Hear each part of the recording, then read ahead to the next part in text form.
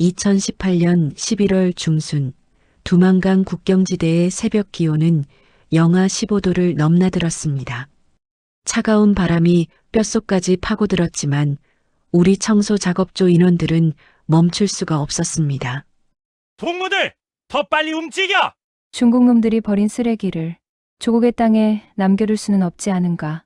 감시원 김동무의 고함 소리가 강바람에 실려왔습니다.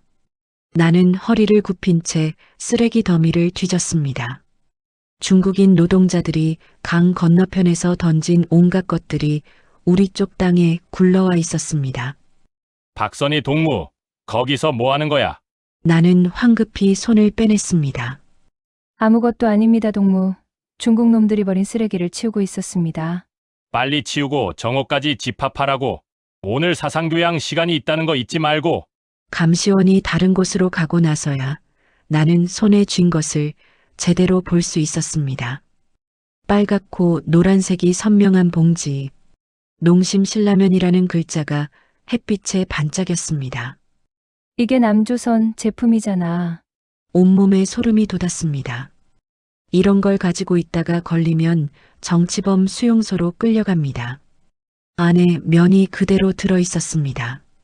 심장이 미친 듯이 뛰었습니다. 버려야 한다는 생각과 가져가야 한다는 생각이 동시에 들었습니다. 은별이는 지금 뭘 먹고 살까? 11살 딸 은별이와 헤어진 지 2년하고도 8개월째였습니다. 아빠가 숙청당한 후 아이는 강제로 고아원에 보내졌습니다. 편지도 면회도 허락되지 않았습니다. 반동분자의 자식이라는 이유로 배급이 완전히 끊긴 지는 석 달째였습니다. 하루 두 끼 강냉이죽으로 연명하고 있었습니다. 그마저도 제대로 못 먹는 날이 태반이었습니다. 이걸 은별이가 먹을 수 있다면, 아니, 그게 아니었습니다. 솔직히 말하면 나 자신이 너무 배가 고팠습니다. 아침에 받은 강냉이죽 한 그릇으로는 이 추운 날씨에 작업을 견딜 수가 없었습니다. 주위를 둘러봤습니다. 다른 작업 조원들은 멀찍이 떨어져서 각자 쓰레기를 치우고 있었습니다. 감시원도 보이지 않았습니다. 나는 재빨리 라면 봉지를 작업복 안쪽 깊숙한 곳에 숨겼습니다. 봉지가 바스락거리는 소리가 천둥 소리처럼 크게 들렸습니다. 들키면 안 돼. 절대 들키면 안 돼. 그날 오후 사상교양 시간 내내 나는 한마디도 귀에 들어오지 않았습니다. 작업복 안에 숨겨둔 라면 봉지가 불덩이처럼 뜨거웠습니다. 박선희 동무, 오늘 교양 내용을 정리해 보시오. 예. 아. 네. 우리는 위대하신 수령님의 혁명 사상을 겨우 둘러댔지만 감시원의 눈초리가 날카로웠습니다. 요즘 정신이 없어 보이는데 혹시 반동적인 생각이라도 하는 거 아닌가? 아닙니다, 동무. 절대 그럴 리가 없습니다. 몸 상태가 안 좋으면 위생소에 가보시오. 사상이 해이해지면 안 되니까. 네, 알겠습니다. 밤 10시가 넘어서야 막사로 돌아왔습니다. 20명이 함께 자는 비좁은 공간. 모두들 지쳐서 금방 잠들었습니다. 나는 이불 속에서 한참을 기다렸습니다. 옆 침상에 최동무 코 고는 소리가 들렸습니다. 건너편 김동무도 깊이 잠든 것 같았습니다. 조심스럽게 일어나 구석에 숨겨둔 양은 냄비를 꺼냈습니다. 며칠 전 중국인 노동자가 버린 것을 몰래 주워온 것이었습니다. 막사박 공동화덕에 불을 지폈습니다. 누가 볼까? 어떡하지? 하지만 배고픔이 두려움보다 컸습니다. 양은 냄비에 물을 받아 끓이기 시작했습니다.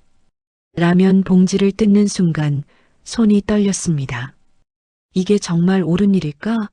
하지만 봉지 안에서 나는 냄새에 더 이상 참을 수가 없었습니다. 세상에, 이게 무슨 냄새람. 면을 넣자 뭔가 구수하면서도 매콤한 냄새가 퍼졌습니다.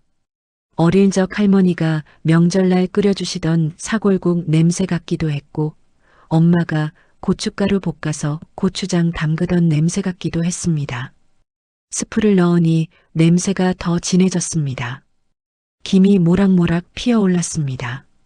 은별아, 엄마가 지금 이런 걸 먹으려 하는데 너는 뭘 먹고 지내니?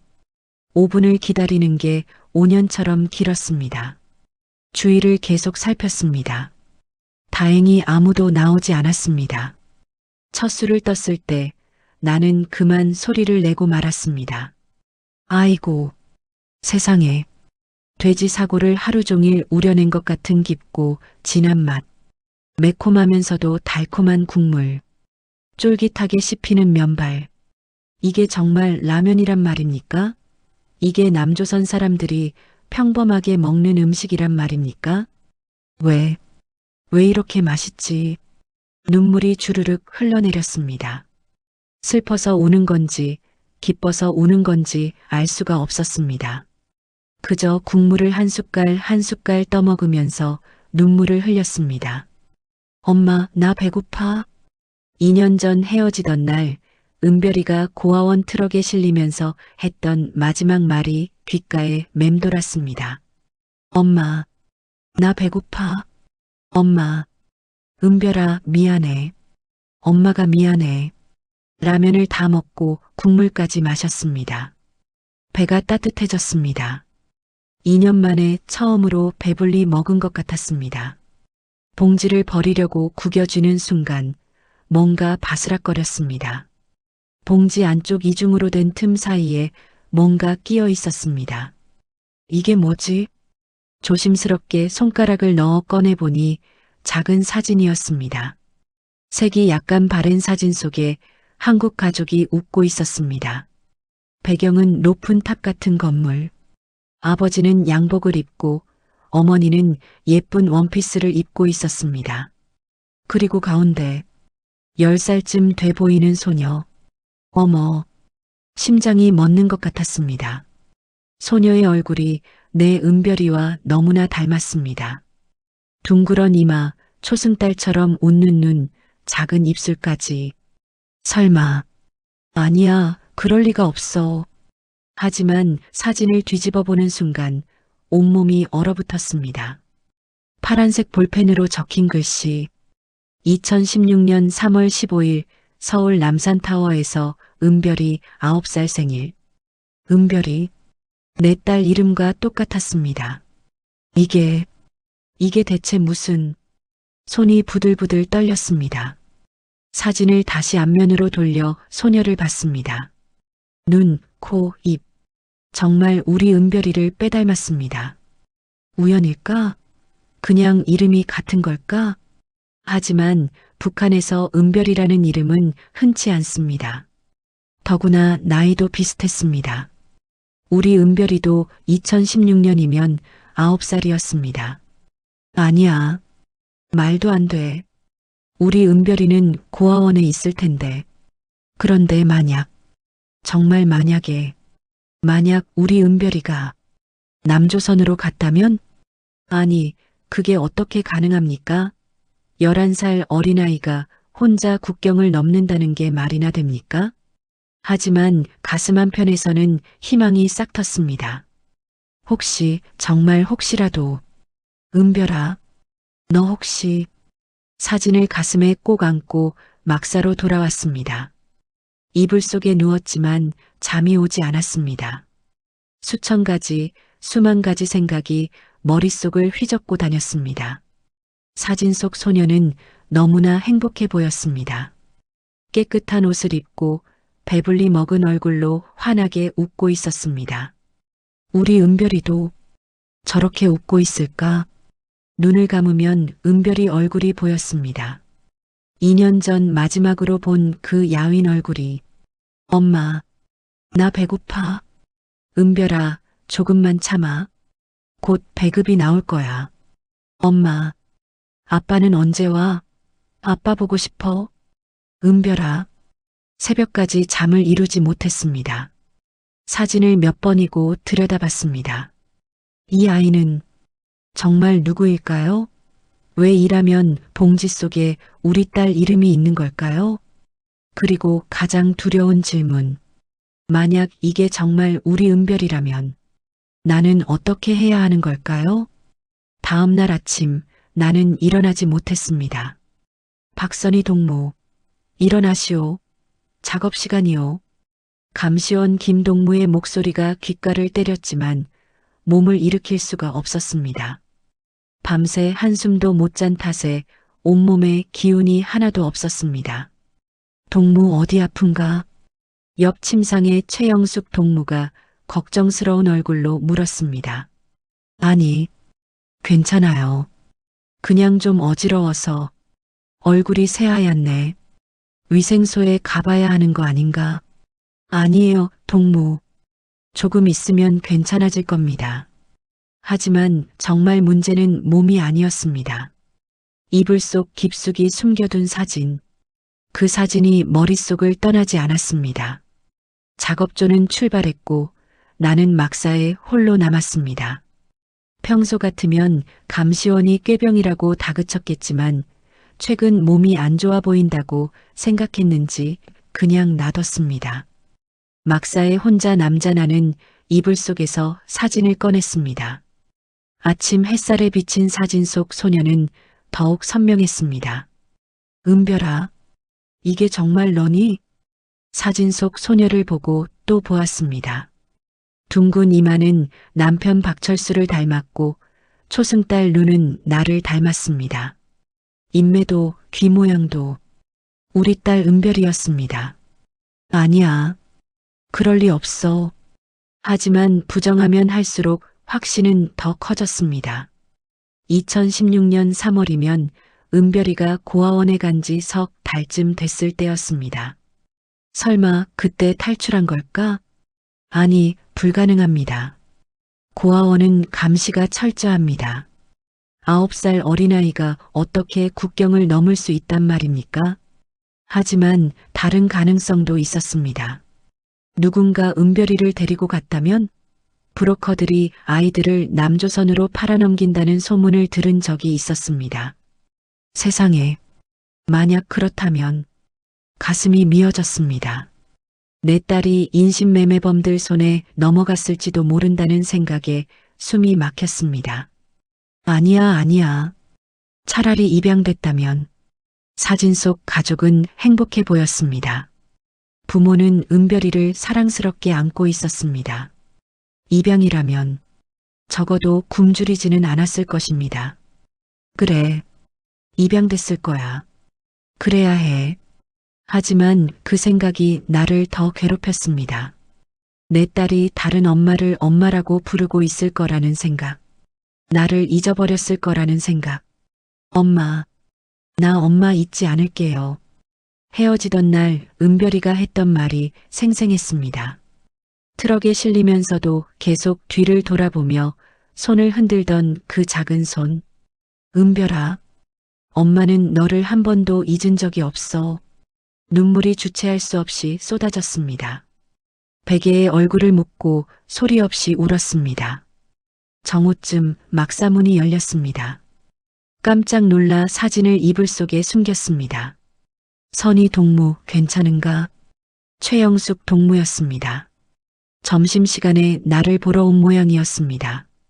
응, 좀 나아졌어. 이거 먹게. 내 배급에서 조금 남긴 거야. 강냉이죽을 담은 양푼을 내밀었습니다. 고마웠지만 목구멍으로 넘어가지 않았습니다. 고마워, 영수가. 근데 나 정말 괜찮아. 아니야, 먹어야 해. 요즘 너무 야위었어. 딸 생각에 밥도 제대로 안 먹는 거 다 알아. 영숙이 말에 가슴이 철렁했습니다. 뭐? 우리 다 알아. 밤마다 딸 이름 부르면서 우는 거. 선이야, 나도 딸 둘 두고 여기 온 사람이야. 그 마음 안다고. 영숙의 눈에도 눈물이 고였습니다. 영숙아, 근데 선이야, 살아야 해. 우리가 살아야 언젠가 우리 아이들 다시 볼 수 있어.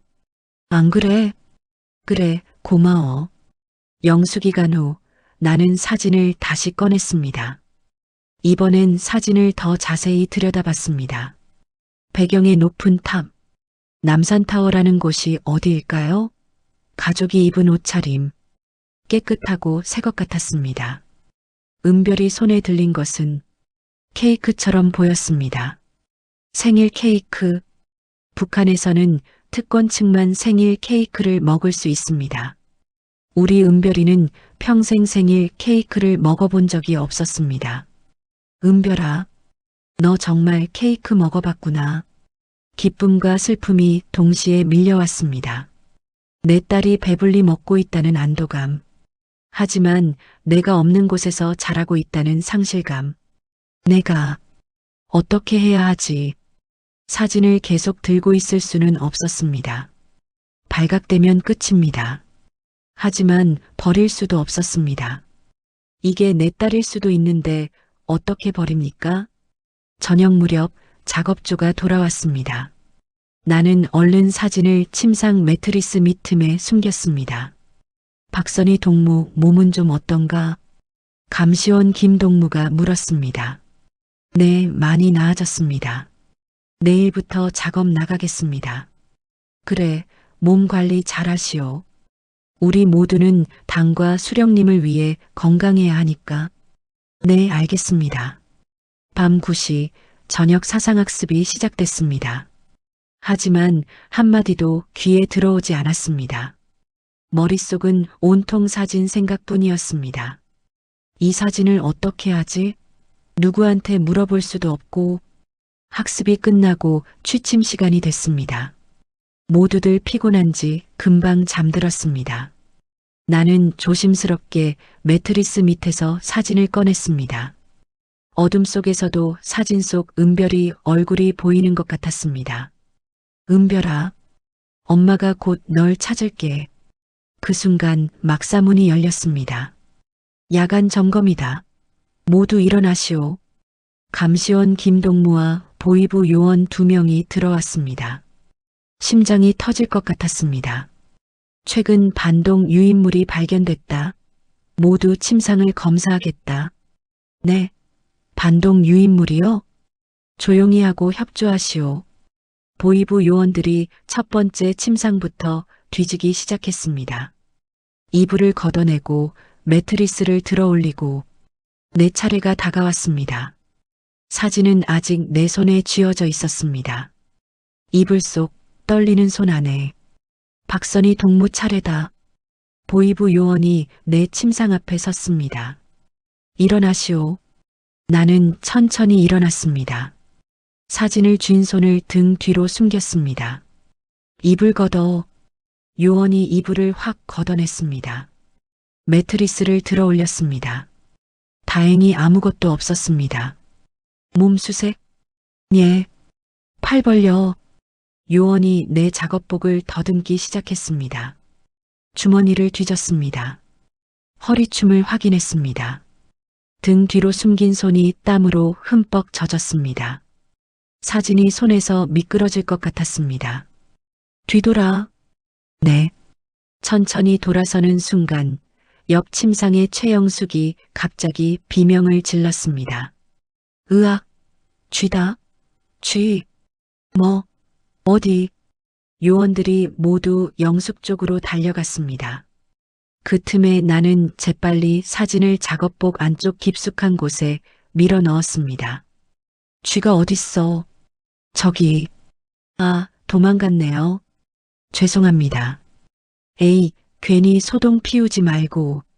점검이 끝났습니다. 다행히 아무것도 발견되지 않았습니다. 요원들이 나간 후 영숙이 작은 소리로 속삭였습니다. 선이야, 뭘 숨기고 있는지 모르겠지만 조심해. 고마워, 영숙아. 그날 밤 나는 결심했습니다. 이 사진 절대 버릴 수 없어. 이게 진짜 우리 은별이라면 나는 반드시 찾아야 해. 하지만 어떻게? 북한에서 남조선으로 어떻게 간단 말입니까? 강을 건너야 해. 두만강을. 미친 생각이었습니다. 하지만 딸을 만나기 위해서라면. 은별아, 엄마가 반드시 널 찾을게. 반드시. 사진을 숨긴 후 일주일이 지났습니다. 나는 미친 사람처럼 두만강만 바라봤습니다. 박선희 동무, 정신 차리시오. 쓰레기나 치우지 말고 뭐 하는 거요? 감시원의 호통에도 강물만 보였습니다. 저강 건너 중국, 그리고 그 너머 어딘가에 있을 남조선, 내 은별이가 있는 곳, 저강을 어떻게 건너지? 11월 말 강물은 아직 얼지 않았습니다. 헤엄쳐서 건너기엔 물살이 너무 세고 영하의 날씨에 물에 빠지면 얼어 죽습니다. 12월은 돼야 강이 얼 텐데. 하지만 그때까지 기다릴 수 있을까요? 매일 밤 사진을 보며 은별이 얼굴을 확인하는 게 전부인 이 생활을. 동무, 저기 중국 노동자들 온다. 거리 유지하시오. 강 건너편에서 중국인 노동자들이 일하고 있었습니다. 우리와 20m쯤 떨어진 곳에서 공사를 하고 있었습니다. 그중 한 명이 우리 쪽을 힐끗 봤습니다. 40대쯤 돼 보이는 남자. 며칠 전부터 자주 보던 얼굴이었습니다. 점심시간 중국인들도 쉬는 시간을 가졌습니다. 감시원이 잠시 자리를 비운 틈을 타서 그 남자가 강가에 뭔가를 놓고 갔습니다. 뭐지? 호기심에 가까이 가보니 작은 비닐봉지였습니다. 안에는 빵 2개와 작은 종이가 들어있었습니다. 재빨리 주머니에 넣었습니다. 심장이 쿵쾅거렸습니다. 저녁 막사로 돌아와 화장실에 숨어서 종이를 펼쳤습니다. 중국어와 한글이 섞여 있었습니다. 한국 가고 싶으면 내일 점심때 손 흔들어라. 도와줄 수 있다. 세상에. 손이 떨렸습니다. 이게 함정일까요? 보이부에 덧칠까요? 아니면 정말로 날 도와주려는 걸까요? 그날 밤 잠을 이룰 수 없었습니다. 내일 손을 흔들어야 할까? 흔들지 말아야 할까? 은별아, 엄마 어떻게 하면 좋을까? 다음 날 점심시간 중국인 남자가 똑같은 자리에 섰습니다. 나를 힐끗 봤습니다. 나는 주위를 살폈습니다. 감시원은 다른 조원들과 이야기하고 있었습니다. 보이부 요원은 보이지 않았습니다. 심호흡을 하고 작게 손을 흔들었습니다. 남자가 고개를 끄덕였습니다. 그날 저녁 똑같은 장소에 또 비닐봉지가 있었습니다. 이번엔 작은 상자가 들어 있었습니다. 막사에서 조심스럽게 열어보니 라디오였습니다. 손바닥만 한 작은 라디오. 그리고 쪽지. 밤 11시 주파수 93.5 들어라. 한국방송 나온다. 한국방송. 북한에서 남조선 방송을 듣는 건 중죄입니다. 걸리면 정치범 수용소 직행입니다. 하지만 이미 결심한 길이었습니다. 사진을 숨기는 것도 중국인과 접촉하는 것도 모두 중죄였습니다.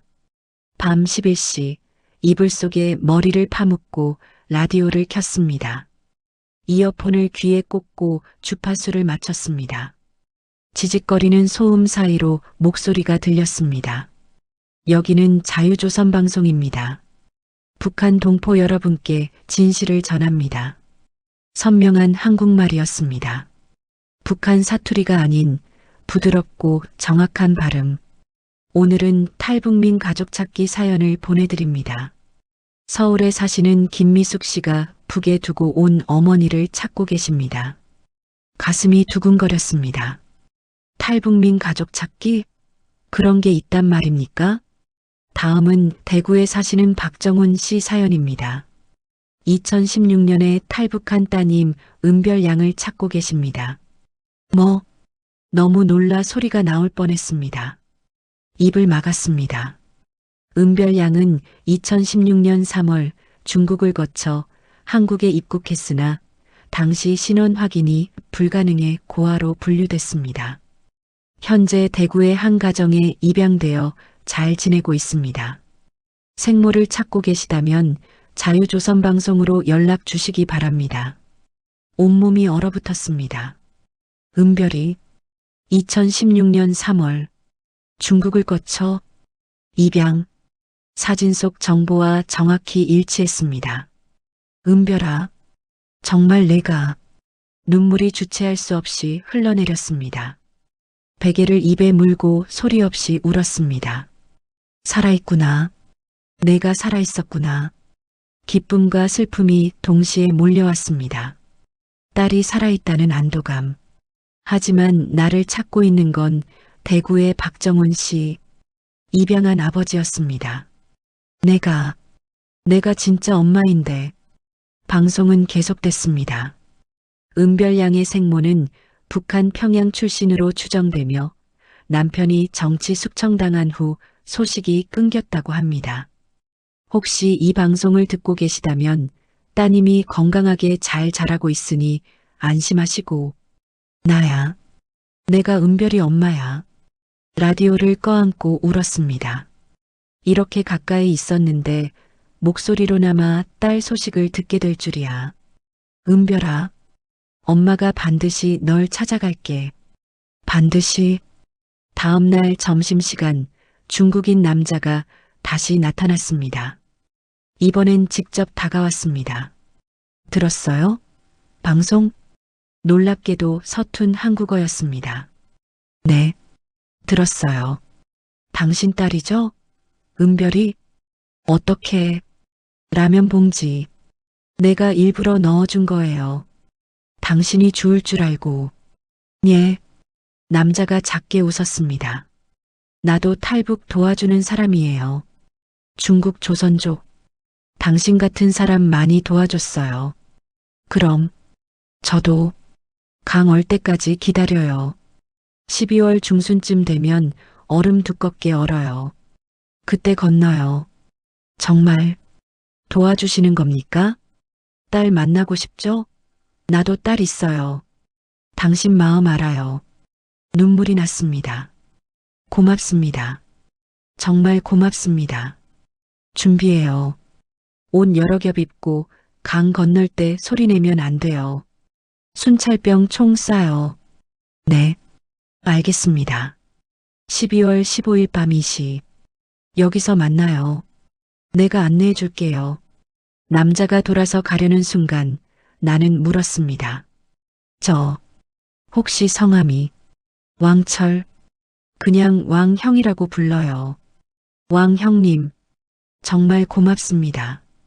그날 밤부터 나는 준비를 시작했습니다. 작업복 안에 입을 옷을 하나씩 챙겼습니다.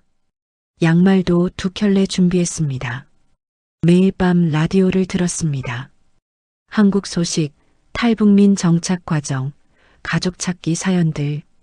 일주일 후 또 은별이 소식이 나왔습니다. 박은별 양은 현재 대구 수성구의 박정훈, 이미경 씨 부부 슬하에서 중학교 1학년에 재학 중입니다. 공부를 잘하고 착한 아이로 자라고 있다고 합니다. 생모를 그리워하며 그 말에 가슴이 미어졌습니다. 은별아, 엄마도 너를 그리워해. 매일매일. 12월이 왔습니다. 두만강에 얼음이 얼기 시작했습니다. 왕형이 신호를 보냈습니다. 12월 15일 준비. 이제 사흘 남았습니다. 그날 밤 사진을 꺼내 마지막으로 은별이 얼굴을 봤습니다.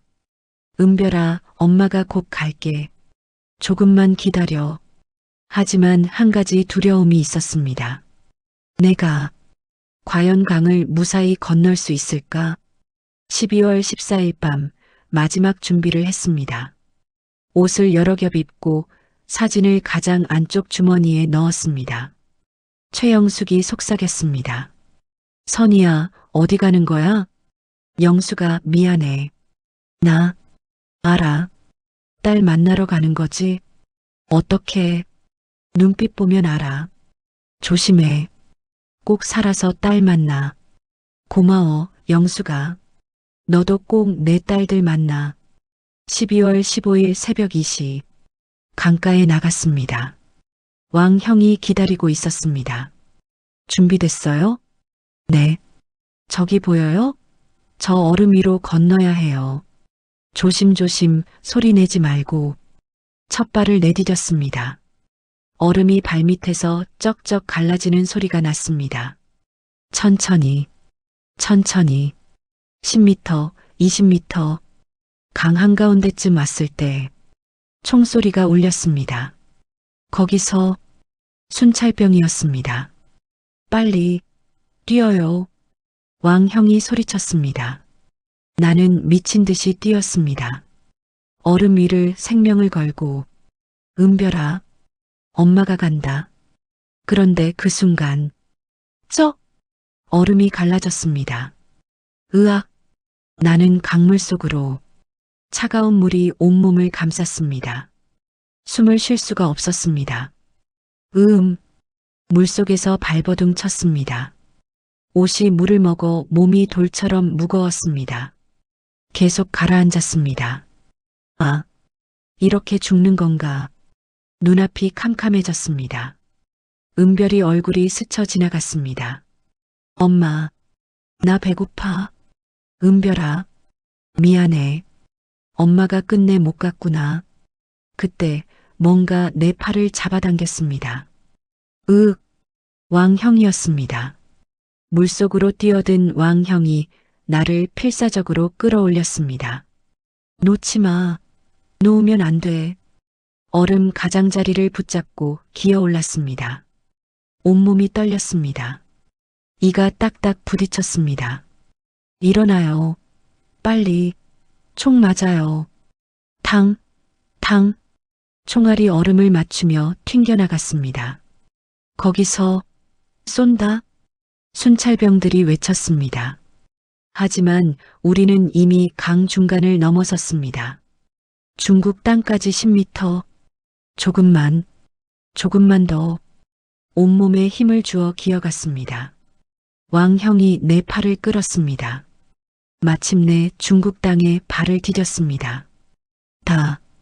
다 왔어요. 그 순간 정신을 잃었습니다. 눈을 떴을 때는 낯선 방이었습니다. 따뜻한 아궁이 열기가 느껴졌습니다. 깨어났네요. 왕형의 목소리였습니다. 옆에는 50대쯤 돼 보이는 중국인 여자가 앉아 있었습니다. 여기가 어디죠? 중국 투먼시 근처 우리 집이에요. 안전해요. 여자가 따뜻한 국물을 떠먹여줬습니다. 생강차였습니다. 꼴랑 죽을 뻔했어요. 저체온증으로. 왕형이 담요를 덮어줬습니다. 옷 다 갈아입혔어요. 여기 우리 누나가 돌봐줬어요. 고맙습니다. 정말 이틀 동안 계속 자고 있었어요. 열도 많이 났고. 이틀이요? 놀라서 몸을 일으켰습니다. 하지만 온몸이 쑤시고 아팠습니다. 아직 움직이면 안 돼요. 좀 더 쉬어야 해요. 아니에요. 은별이 내 딸을 빨리 찾아야. 알아요. 하지만 지금 당장은 무리예요. 북한 보위부가 국경 수색 중이에요. 당신 탈북한 거 알고 난리 났어요. 가슴이 철렁했습니다. 그럼 다시 잡히는 건가요? 아니에요. 여기까지는 못 와요. 하지만 조심해야 해요.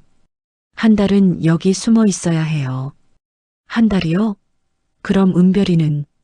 왕형이 손을 잡았습니다. 선희 씨, 진정해요. 딸은 안전해요. 한국에서 잘 지내고 있어요. 조급하게 움직이다가 잡히면 영원히 못 만나요. 맞는 말이었습니다. 하지만 하루하루가 너무 길었습니다. 왕형님, 제가 한국까지 가려면 어떻게 해야 하죠? 일단 몸 추스르고 중국공안 눈피해서 한국 영사관까지 가야 해요. 여기서 선양까지 기차로 8시간. 그 다음 한국 영사관 연락해서 보호 요청하면 돼요. 영사관. 근데 문제가 하나 있어요. 왕형의 표정이 어두워졌습니다. 뭔데요? 북에 가족 남아있으면 보복당할 수 있어요. 가슴이 내려앉았습니다. 남편은 이미 죽었고 은별이도 한국 갔고, 다른 가족은요? 부모님, 형제자매, 오빠가 있어요. 평양에. 오빠? 네. 박선호. 평양 제2기계 공장에서 일해요. 아내랑 아들 둘 있고, 왕형이 한숨을 쉬었습니다. 그럼 위험해요. 당신이 탈북하면 오빠 가족 연좌제로 처벌받아요. 알아요. 알고 있었습니다. 내가 강을 건너는 순간 오빠 가족이 위험해진다는 것을. 그래도 가야 해요. 은별이를 만나야 해요. 왕형의 누나가 입을 열었습니다. 선희 씨, 나도 북한 출신이에요. 20년 전에 탈북했어요. 네. 내 동생도 북에 남았어요. 내가 탈북한 후 수용소 갔어요. 지금 살았는지 죽었는지도 몰라요. 여자의 눈에 눈물이 고였습니다. 매일 미안해요. 내가 살자고 동생을 버렸다고. 하지만 후회는 안 해요. 여기서 살아남아야 언젠가 동생도 구할 수 있으니까. 누나, 당신도 마찬가지예요. 오빠 미안하지만 일단 살아남아요. 한국 가서 자리 잡으면 나중에 오빠도 데려올 방법 찾을 수 있어요. 그날 밤 나는 결정을 내려야 했습니다. 은별이를 택할 것인가? 오빠 가족을 택할 것인가? 어머니로서의 본능과 누나로서의 죄책감이 싸웠습니다. 오빠, 미안해. 하지만 선택은 정해져 있었습니다. 은별이는 내 딸입니다. 내가 낳아서 키운 아이입니다. 나는 엄마야. 엄마는 딸을 선택해야 해. 한 달이 지났습니다. 몸도 많이 회복됐습니다. 왕형이 가짜 신분증을 구해줬습니다. 이걸로 기차 타요. 중국인 행세해야 해요. 말 최대한 하지 말고. 네, 알겠습니다.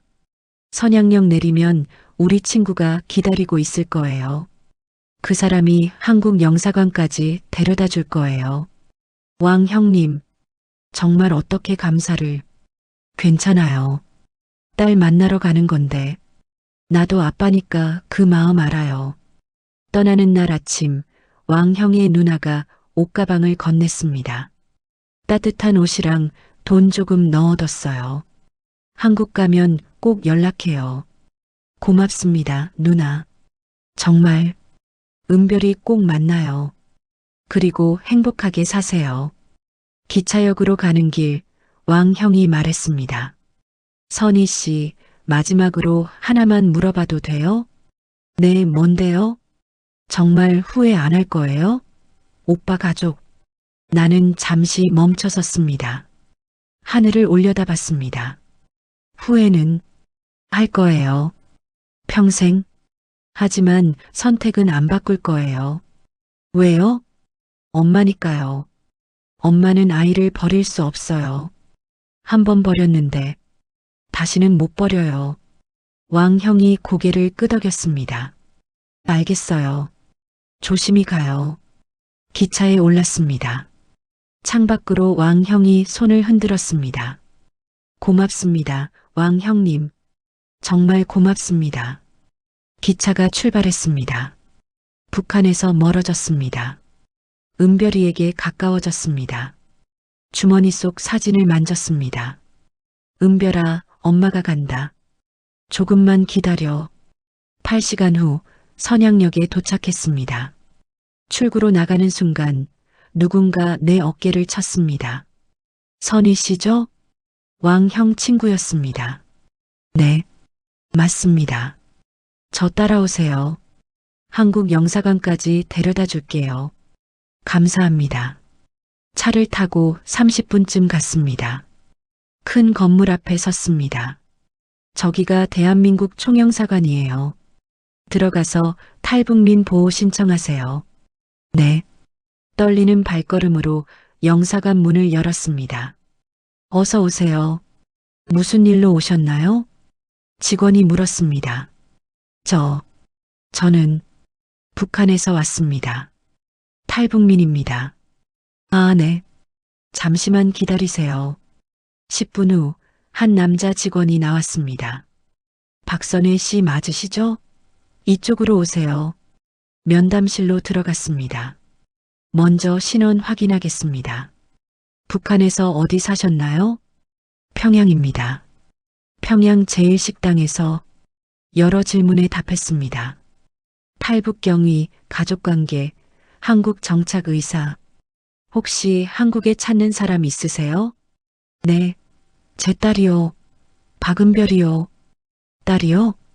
2016년에 탈북해서 대구에 입양됐다고 들었어요. 박정훈 씨 댁에 직원의 표정이 변했습니다. 잠시만요. 확인 좀 해볼게요. 30분을 기다렸습니다. 가슴이 터질 것 같았습니다.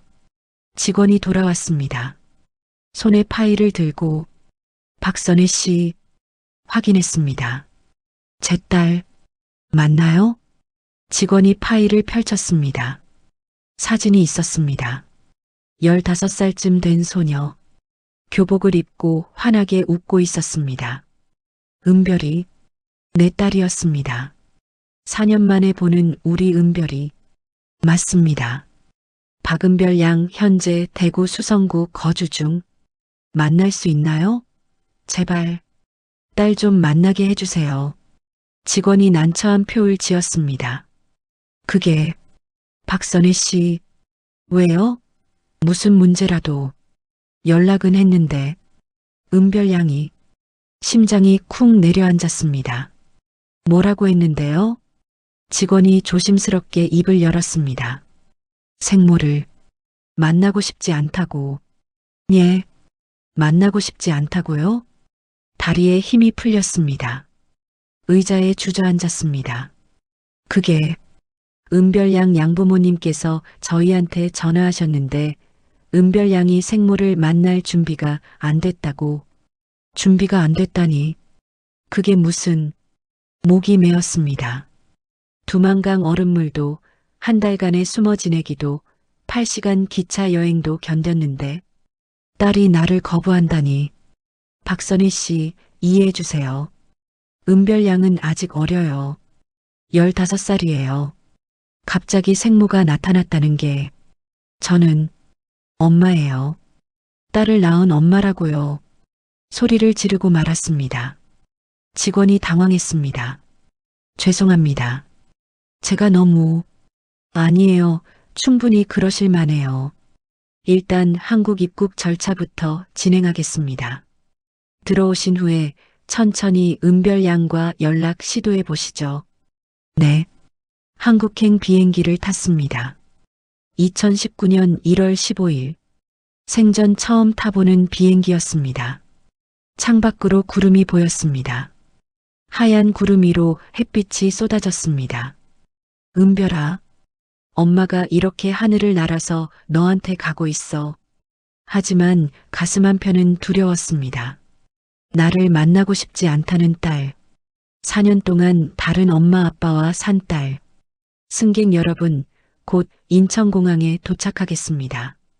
기내방송이 나왔습니다. 심장이 빨리 뛰었습니다. 비행기가 착륙했습니다. 인천공항, 대한민국. 입국장을 나서는 순간 통일부 직원이 기다리고 있었습니다. 박선혜 씨 맞으시죠? 하나원으로 모시겠습니다. 하나원이요? 네, 탈북민 정착 교육기관이에요. 3개월 동안 한국 생활 적응 교육 받으시면 됩니다. 3개월이요? 그럼 그동안 딸은 교육기간 중에도 가족 면회는 가능합니다. 은별 양쪽에 연락해 보겠습니다. 하나원에서의 첫날 밤, 20명의 탈북 여성들과 함께 기숙사에 묵었습니다. 언니, 처음이세요? 옆 침대의 젊은 여자가 물었습니다. 네, 어제 왔어요. 저는 김수진이에요. 한 달 전에 왔어요. 여기 생활 괜찮아요. 밥도 잘 나오고. 고마워요. 언니는 왜 탈북했어요? 가족 때문에요? 딸이요. 딸을 찾으러. 우와, 딸이 먼저 왔구나. 부럽다. 저는 혼자라. 수진이가 웃었지만 눈빛은 슬펐습니다. 그날 밤부터 교육이 시작됐습니다. 한국 사회 이해, 민주주의, 경제 시스템, 취업 준비. 하지만 머릿속은 온통 은별이 생각뿐이었습니다. 일주일 후 통일부 담당자가 나를 불렀습니다. 박선희 씨, 은별 양 양부모님께 다시 연락했는데요. 네. 뭐라고 하셨어요? 일단 만나는 건 동의하셨습니다. 정말요? 눈물이 왈칵 쏟아졌습니다. 하지만 조건이 있습니다. 천천히 단계적으로 만나자고 하시네요. 먼저 양부모님만 오셔서 상담하고 그 다음에 은별 양과 네, 뭐든 하겠어요. 3일 후 면회실에서 은별이 양부모를 만났습니다. 박정훈 씨는 40대 중반, 온화한 인상의 남자였습니다. 아내 이미경 씨는 따뜻해 보이는 여자였습니다. 처음 뵙겠습니다. 저는 박선혜 씨시죠. 앉으세요. 어색한 침묵이 흘렀습니다. 이미경 씨가 먼저 입을 열었습니다. 은별이 이야기 많이 들으셨죠? 네. 방송에서 은별이는 좋은 아이예요. 착하고 공부도 잘하고 감사합니다. 잘 키워주셔서 목이 메었습니다. 박정훈 씨가 말했습니다. 선희 씨, 솔직하게 말씀드릴게요. 은별이는 아직 마음의 준비가 안 됐어요. 알아요. 4년 동안 우리랑 살았어요. 처음엔 많이 힘들어했죠. 악몽 꾸고 밤마다 울고 북한 이야기만 나오면 패닉 상태 됐어요. 2년 걸려서 겨우 안정됐어요. 이제 학교도 잘 다니고 친구들도 생기고 그런데 갑자기 생모가 나타났다는 게 제가 엄만데 알아요. 하지만 은별이한테는 지금 저희가 엄마 아빠예요. 그 말이 가슴에 비수처럼 꽂혔습니다. 은별이가 저를 어떻게 생각하나요? 이미경 씨가 조심스럽게 말했습니다. 처음에는 원망했어요. 왜 자기를 버렸냐고, 왜 북한에 두고 왔냐고. 버린 게 아니에요. 강제로 떨어진 거예요. 알아요. 은별이도 이제는 알아요. 하지만 마음이랑 머리는 다른 거잖아요. 맞는 말이었습니다. 박정훈 씨가 서류 봉투를 꺼냈습니다. 이거 은별이 사진이에요. 지난 4년간 손이 떨렸습니다. 봉투를 열었습니다. 초등학교 입학식 사진, 중학교 교복 입은 사진, 가족여행 사진, 생일 케이크 앞에서 웃는 사진, 모든 사진 속에서 은별이는 행복해 보였습니다. 이쁘게 컸네요. 선희 씨, 우리가 제안하고 싶은 게 있어요. 네. 일단 편지부터 시작하면 어떨까요? 은별이한테 편지 쓰세요. 그럼 저희가 전달할게요. 편지요. 네. 직접 만나는 건 은별이가 준비됐을 때 서두르지 말고 천천히. 선택의 여지가 없었습니다. 알겠습니다. 그날 밤 기숙사에 돌아와 편지를 쓰기 시작했습니다. 은별아, 엄마야. 하지만 그 다음 문장이 나오지 않았습니다. 뭐라고 써야 할까요? 4년 동안의 그리움을, 미안함을, 사랑을, 종이를 구겨버렸습니다. 다시 꺼냈습니다.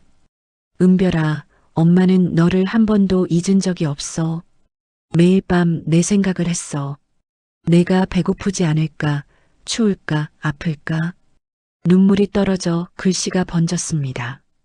미안해. 엄마가 널 지켜주지 못해서. 하지만 알아줘. 엄마는 너를 버린 게 아니야. 절대로. 한참을 써내려갔습니다. 지우고 다시 쓰고. 은별아, 엄마는 기다릴게. 내가 준비될 때까지. 1년이 걸려도 10년이 걸려도 엄마는 여기 있을게. 편지를 봉투에 넣었습니다. 떨리는 손으로 봉했습니다. 일주일 후 답장이 왔습니다. 박선희 씨에게 이름이었습니다. 엄마가 아니라 손이 떨렸습니다. 편지를 펼쳤습니다. 편지 잘 받았습니다. 저는 지금 잘 지내고 있습니다. 걱정하지 마세요. 하지만 아직은 만날 준비가 안 됐어요. 미안합니다. 박은별. 짧은 편지였습니다. 딱딱하고 거리감 있는 문장들. 엄마라는 호칭은 어디에도 없었습니다. 그날 밤 베개를 안고 울었습니다. 은별아, 엄마라고 불러줘. 제발. 하지만 포기할 수 없었습니다. 일주일에 한 번씩 편지를 썼습니다. 은별이 답장은 가끔 왔습니다. 여전히 박선희 씨였습니다. 2개월이 지났습니다. 하나원 교육도 끝나갔습니다. 박선희 씨 정착금 받고 집 구하셔야 해요. 어디 살 계획이세요? 대구요. 은별이 가까이. 알겠습니다. 대구 정착 지원 연결해 드리겠습니다. 대구에 도착했습니다. 작은 원룸을 얻었습니다. 창밖으로 보이는 대구 시내. 이 도시 어딘가에 내 딸이 살고 있었습니다. 은별아, 엄마 왔어. 엄마 여기 있어. 하지만 만날 수는 없었습니다. 6개월째 편지만 주고받았습니다. 어느 날 이미경 씨한테 전화가 왔습니다. 선희 씨, 은별이가 한번 만나보겠대요. 정말요? 심장이 멎는 줄 알았습니다. 네. 하지만 우리도 같이 있어야 한대요. 그래도 괜찮으세요? 네. 괜찮아요. 언제요? 이번 주 토요일. 카페에서 만나요. 네. 네. 감사합니다. 토요일을 기다리는 일주일이 1년 같았습니다. 거울을 보며 옷을 골랐습니다. 처음 산 한국 옷. 은별이가 좋아할까요? 은별아, 드디어 만나는구나. 토요일 아침 약속 장소로 갔습니다. 카페 앞에서 1시간이나 기다렸습니다. 그리고 멀리서 걸어오는 3사람이 보였습니다. 박정훈 씨, 이미경 씨, 그리고 교복을 입은 소녀. 은별이. 4년 만에 보는 내 딸. 키도 크고 얼굴도 많이 변했지만 틀림없이 내 은별이었습니다. 카페 문을 열고 들어갔습니다. 은별이와 눈이 마주쳤습니다. 은별이가 고개를 돌렸습니다. 안녕하세요. 나를 보지도 않고 작은 목소리로 인사했습니다. 은별아, 엄마야. 은별이가 움찔했습니다. 그리고 나를 똑바로 쳐다보며 말했습니다. 엄마는 저쪽이에요. 이미경 씨를 가리키며 가슴에 칼이 꽂히는 것 같았습니다. 은별아, 저는 당신을 엄마라고 부를 수 없어요. 은별아, 그래도 엄마는 엄마 아니라니까요. 은별이가 소리쳤습니다. 카페 안 사람들이 우리를 쳐다봤습니다. 왜 저를 찾아온 거예요? 저는 잘 살고 있었는데. 은별아, 엄마가 너를 찾고 싶었어. 너 없이는 살 수가 없어서. 4년 동안은 어떻게 사셨어요? 저 혼자 중국에서 며칠 동안 굶었어요. 무서운 사람들한테 쫓겨다녔고요. 그때 엄마는 어디 있었어요?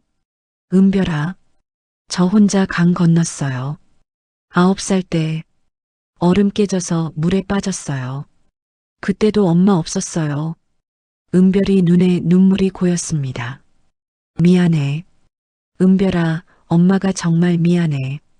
미안하다고 다 해요? 은별이가 벌떡 일어났습니다. 저 먼저 갈게요. 미안해요, 엄마. 이미경 씨를 향해 엄마라고 말하고는 카페를 나가버렸습니다. 은별아, 은별아. 뒤쫓아 나갔지만 은별이는 이미 택시를 타고 사라졌습니다. 길바닥에 주저앉았습니다. 하늘이 무너지는 것 같았습니다. 집으로 돌아와 며칠 동안 밥도 먹지 못했습니다.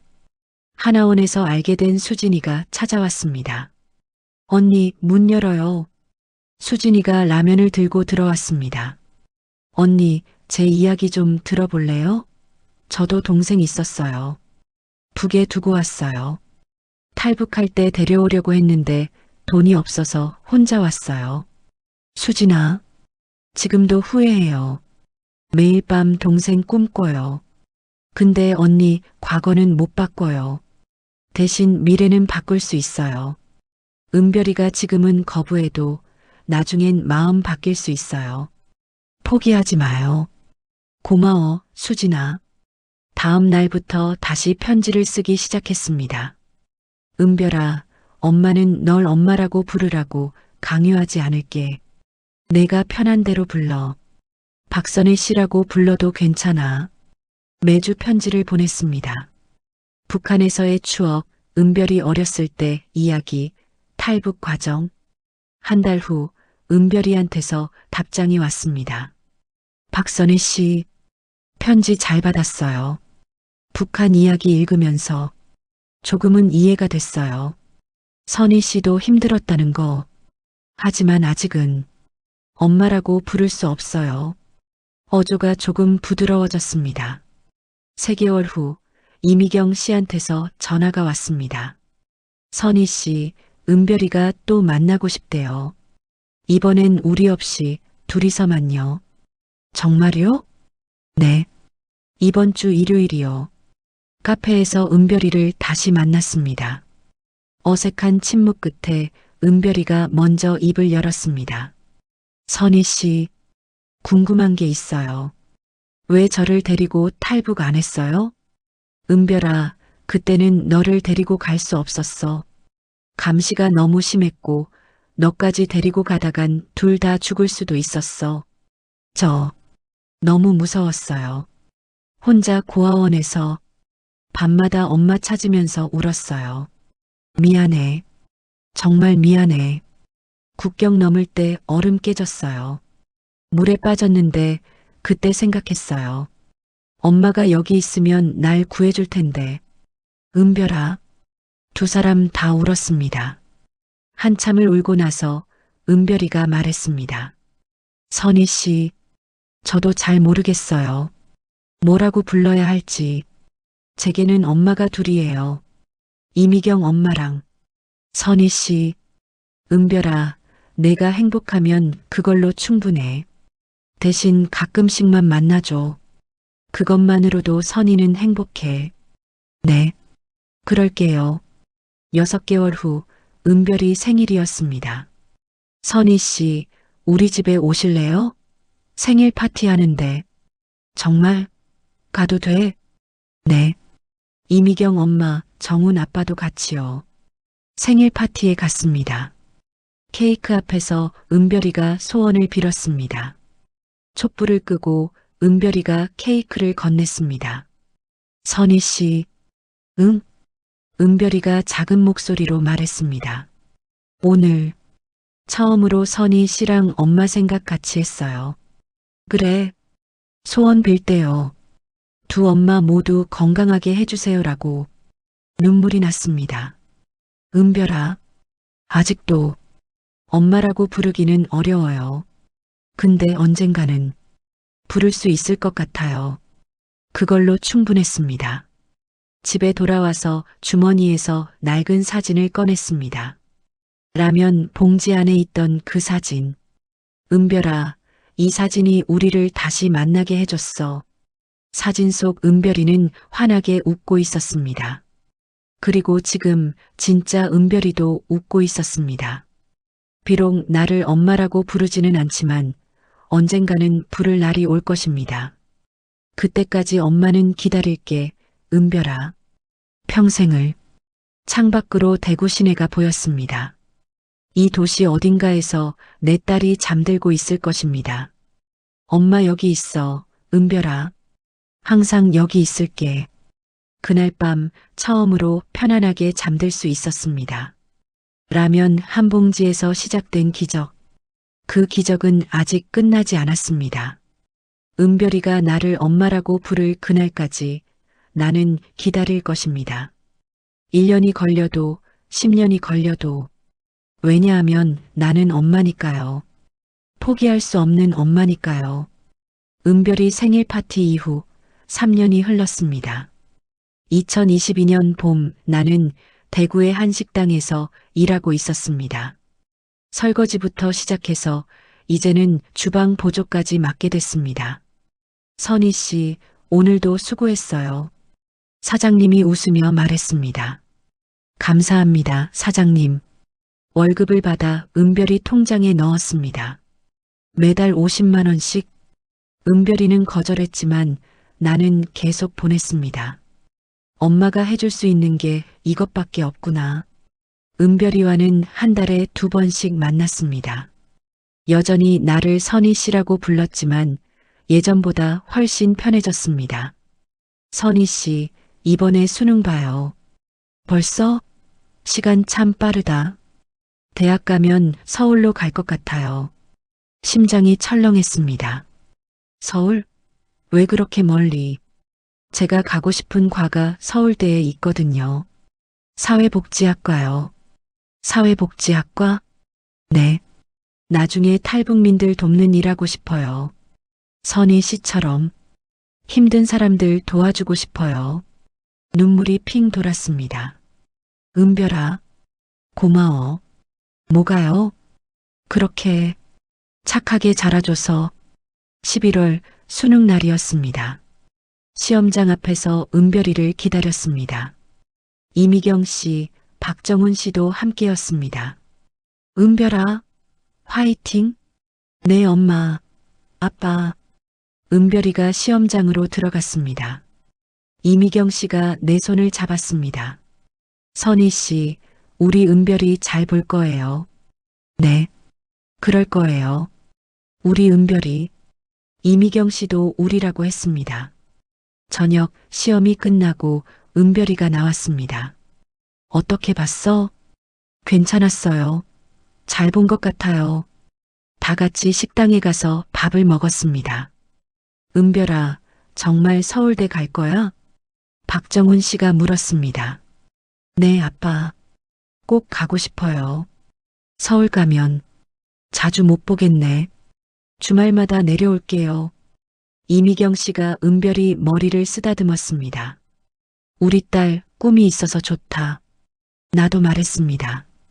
은별아, 서울 가면 선희도 가끔 찾아가도 돼? 당연하죠. 선희 씨, 서울 오시면 제가 맛있는 거 사드릴게요. 12월 합격 발표가 났습니다. 은별이한테서 전화가 왔습니다. 선희 씨, 붙었어요. 서울대 사회복지학과. 정말? 은별아, 축하해. 고마워요, 선희 씨. 선희 씨 덕분이에요. 아니야, 내가 잘한 거지. 아니에요. 선희 씨 보면서 생각했어요. 어려운 상황에서도 포기하지 않는 것. 그게 정말 중요하다는 걸요. 가슴이 뭉클했습니다. 2023년 2월 은별이 입학식이었습니다. 서울까지 올라갔습니다. 대학 캠퍼스는 정말 넓고 아름다웠습니다. 와, 여기가 대학이구나. 은별이가 학사복을 입고 나왔습니다. 선희 씨, 어때요? 어울려요? 응, 정말 예쁘다, 은별아. 사진을 찍었습니다. 은별이, 이미경 씨, 박정훈 씨, 그리고 나. 가족 사진이네. 조금 특별한 가족이지만 그날 저녁 은별이 자취방에 갔습니다. 선희 씨 라면 끓여드릴게요. 라면? 네, 신라면이요. 선희 씨 좋아하시잖아요. 은별이가 라면을 끓였습니다. 김이 모락모락 올라왔습니다. 선희 씨, 사실 제가 물어보고 싶은 게 있었어요. 응, 뭔데? 그 사진이요. 라면 봉지 안에 있던 제 사진. 아직 가지고 계세요? 응, 항상 가지고 다녀. 지갑에서 낡은 사진을 꺼냈습니다. 이거, 은별이가 사진을 받아들었습니다. 이 사진이 저를 찾게 해줬죠? 응, 이 사진 보고 내가 살아있다는 걸 알았어.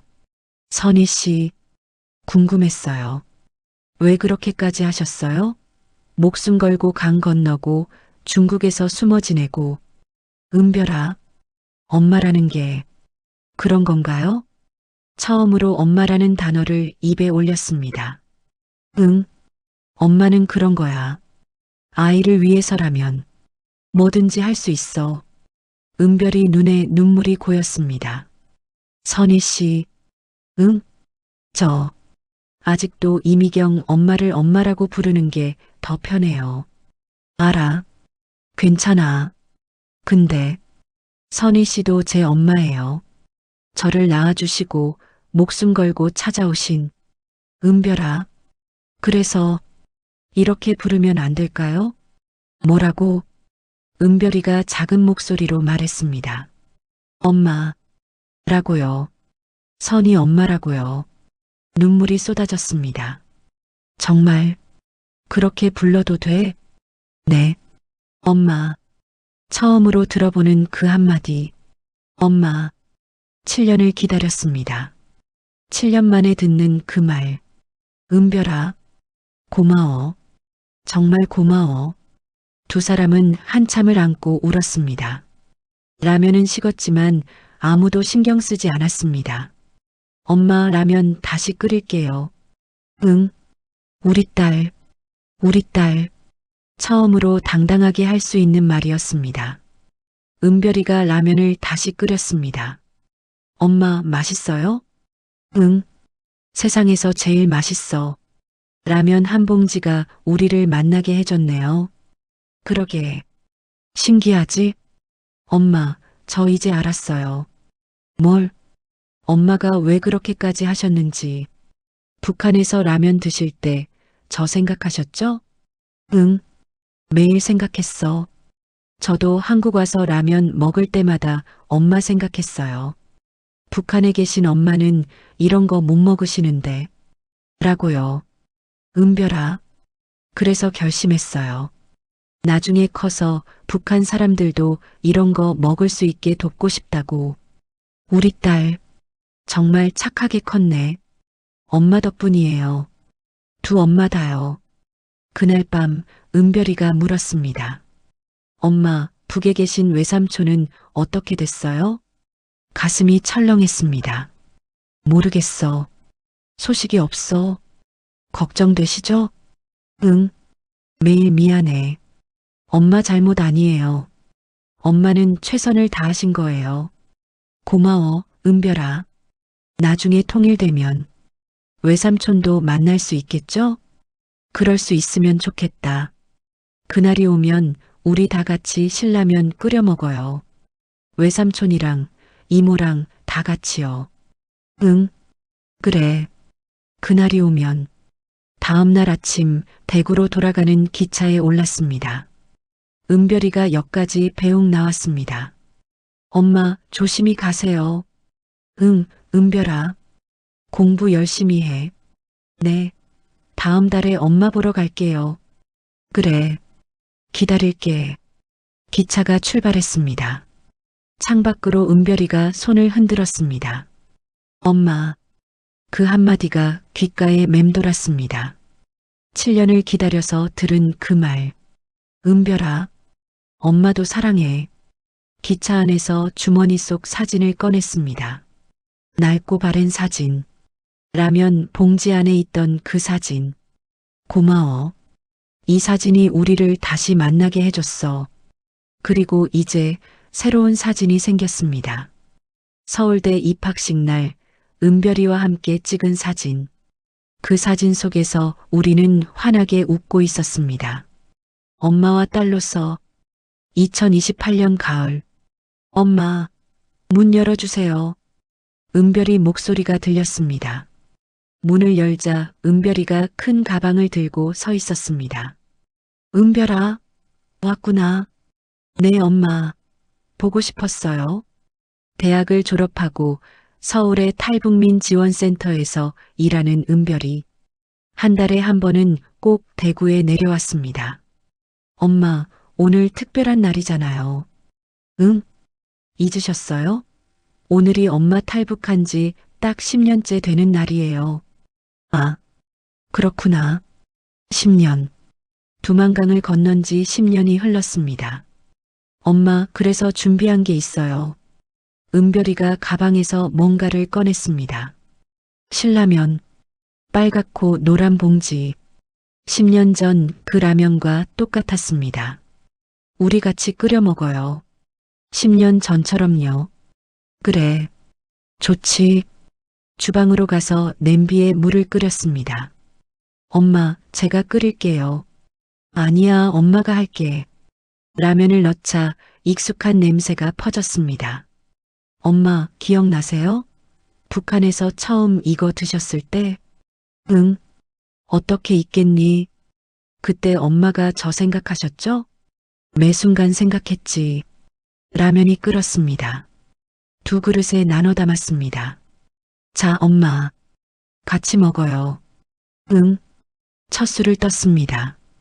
여전히 구수하고 매콤한 맛이었습니다. 엄마, 맛있죠? 응. 10년 전이나 지금이나 똑같네.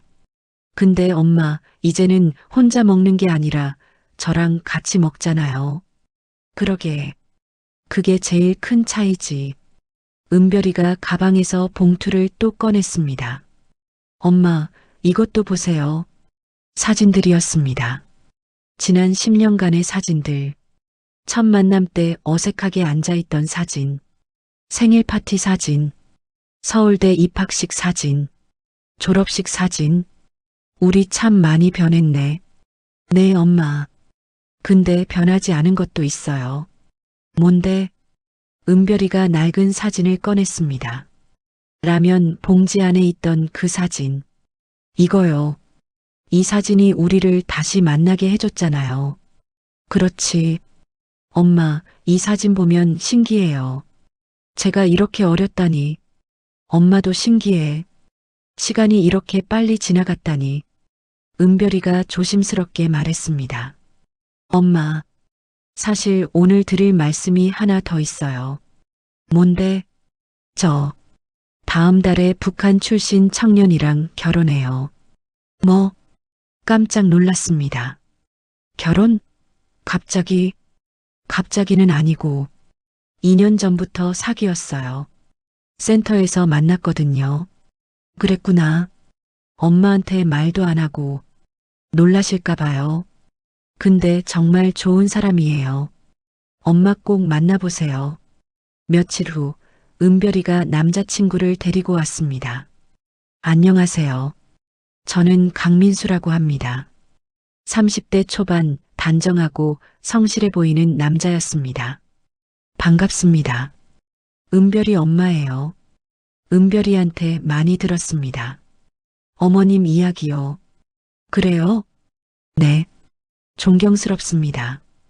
딸을 찾아 목숨 걸고 탈북하신 거 아니에요. 엄마로서 당연한 거죠. 민수가 말했습니다. 저도 북한에서 왔어요. 함경북도 청진 출신이에요. 2015년에 탈북했고요. 그랬구나. 은별이 만나면서 가족의 소중함을 다시 느꼈어요. 은별이 잘 모시겠습니다. 우리 딸 부탁해요. 결혼식은 작고 따뜻했습니다. 이미경 씨, 박정훈 씨도 왔습니다. 민수의 어머니도 한국에 와 계셨습니다. 선희 씨, 축하해요. 우리 은별이 시집가네요. 이미경 씨가 내 손을 잡았습니다. 네. 감사해요, 이미경 씨. 그동안 은별이 잘 키워주셔서 우리가 함께 키운 거죠. 우리 모두가 은별이 엄마니까요. 결혼식장에서 은별이가 말했습니다. 저에게는 특별한 가족이 있습니다. 저를 낳아주신 선희 엄마, 저를 키워주신 이미경 엄마, 정훈 아빠, 그리고 이제 제 가족이 될 민수 오빠와 시어머니. 하객들이 박수를 쳤습니다. 선희 엄마가 없었다면 저는 여기 없었을 거예요. 엄마의 사랑이 저를 살렸습니다. 엄마 사랑해요. 눈물이 쏟아졌습니다. 피로연이 끝나고 은별이가 다가왔습니다. 엄마, 이거 드리고 싶어서요. 작은 상자였습니다. 열어보니 목걸이가 들어 있었습니다. 하트 모양 펜던트에 글자가 새겨져 있었습니다. 엄마의 사랑 마이너스 은별. 은별아, 엄마 평생 차고 다니세요. 제가 항상 엄마 곁에 있다는 의미예요. 고마워. 정말 고마워. 1년 후 은별이가 임신 소식을 전했습니다. 엄마, 저 엄마 될 거예요. 정말 축하해, 은별아. 엄마 딸이래요. 딸이라니. 엄마 기쁘다. 이름 지어주실래요? 엄마가요. 내가? 네. 엄마가 지어주신 이름으로 키우고 싶어요. 한참을 생각했습니다. 희망이는 어때? 박희망. 희망이요? 응. 우리가 여기까지 온 건 다 희망 때문이잖아. 엄마도 희망으로 여기까지 왔고, 은별이도 희망으로 살아남았고. 좋아요, 엄마. 박희망. 우리 딸 이름이네요. 2029년 봄 희망이가 태어났습니다. 병원에서 처음 희망이를 안았습니다. 어머, 정말 예쁘다. 작고 따뜻한 생명. 내 손주. 엄마, 희망이에요. 엄마의 외손녀. 희망아. 할머니야. 할머니. 그날 저녁 집에 돌아와 오랜만에 라면을 끓였습니다. 신라면. 10년 전 그 라면. 라면 한 봉지. 이 작은 라면 봉지가 내 인생을 바꿨습니다. 북한 국경에서 주운 그 라면. 봉지 안에 있던 사진. 그것이 나를 여기까지 오게 했습니다. 딸을 만나게 했고 손주를 보게 했습니다. 신라면. 고마워. 웃음이 났습니다. 라면한테 고맙다니. 하지만 진심이었습니다. 이 라면이 없었다면 사진을 발견하지 못했을 것입니다. 은별이를 찾지 못했을 것입니다. 여기까지 오지 못했을 것입니다. 여러분, 혼자 중얼거렸습니다. 여러분의 식탁 위에 있는 라면, 그것이 누군가에게는 생명이 될 수 있습니다. 북한에 있는 수많은 엄마들, 그들도 저처럼 자식을 그리워하고 있을 거예요. 언젠가 통일이 되면 모두가 이 라면을 자유롭게 먹을 수 있었으면 좋겠습니다. 그날까지 저는 기도하겠습니다. 창밖으로 봄 햇살이 비쳤습니다. 어딘가에서 은별이가 희망이를 안고 웃고 있을 것입니다. 은별아, 희망아. 엄마는 여기 있어. 항상 여기 있을게. 라면 한 봉지로 시작된 우리의 기적. 그 기적이 계속되기를 바라며 냄비 속 라면이 보글보글 끓어올랐습니다. 따뜻한 김이 피어올랐습니다. 마치 희망처럼, 마치 사랑처럼. 그렇게 우리의 이야기는 계속됩니다. 그들의 이야기는 지금도 계속되고 있습니다. 언젠가 통일이 되어 모든 가족이 다시 만나고 누구나 자유롭게 따뜻한 밥 한 끼 먹을 수 있는 그날이 오기를 간절히 기도합니다. 오늘 저녁 식탁에 라면 한 그릇 놓고 드실 때 잠시라도 북녘의 가족들을 생각해 주세요. 그 작은 관심과 기도가 모여 언젠가는 큰 변화를 만들 수 있을 것입니다. 여러분 모두 건강하시고 사랑하는 가족과 행복한 시간 보내시길 바랍니다. 감사합니다.